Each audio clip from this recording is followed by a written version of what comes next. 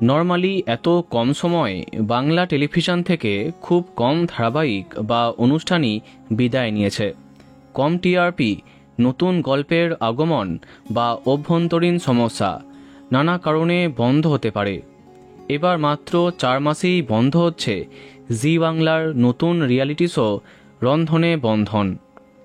কে প্রথম কাছে এসেছি ধারাবাহিকের সাথে প্রায় একই সঙ্গে আরম্ভ হয়েছিল জি বাংলার এই নতুন রান্নার শো।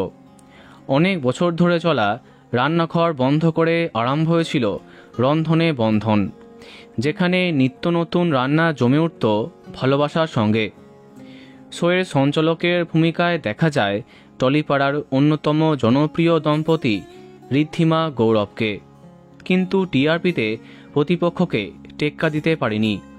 অনেকটাই কম ছিল টিআরপি, তাই অবশেষে 4 মাসেই ইতি টানল।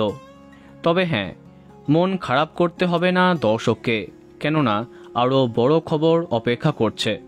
আবার ফিরছে আমাদের চেনা রান্নাঘর।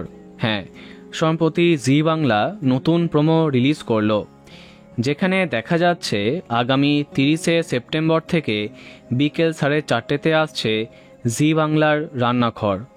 এবার সঞ্চালিকার পদে সুদীপা চ্যাটার্জি থাকবেন কিনা সেটা বড় প্রশ্ন। দেখা যাক কি হয়।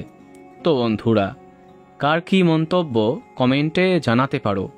আর এই রকমই আরও অনেক ভিডিও পেতে সাবস্ক্রাইব কারেন্ট পজ। ধন্যবাদ।